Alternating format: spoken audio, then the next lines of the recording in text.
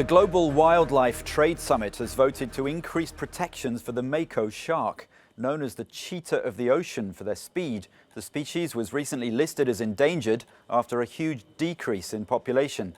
The shark is still fished for food in both the US and Japan.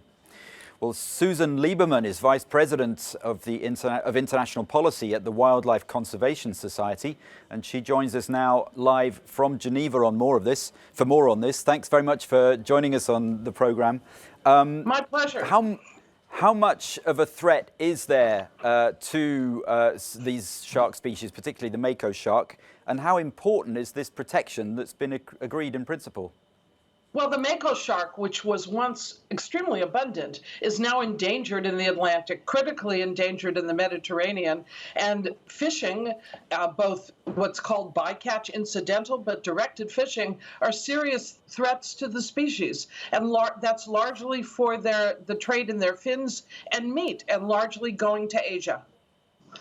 And what's been agreed now, and how important is this? It's critically important. The Convention on International Trade in Endangered Species decided yesterday in committee. It has to be confirmed in plenary tomorrow, but I think it'll be fine. They decided to put the Mako shark, the short-fin Mako and the long-fin Mako, in its Appendix 2. What that means is trade in the species will now be regulated. Governments will have to issue permits that it's sustainable and it's legal. While we would want all international trade in sharks and other wildlife to be sustainable, this is a victory for the Mako shark. It's one thing, of course, to have regulation, to have a plan, but how will it be policed? And can you be confident that shark is going to come off the menu on dinner plates in certain parts of the world?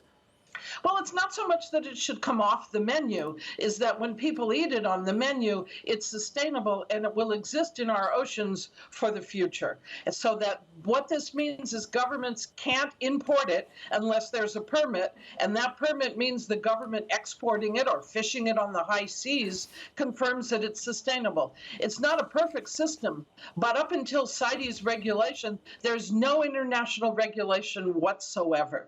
It doesn't mean people shouldn't eat it. It means it shouldn't be traded unless it's truly sustainable.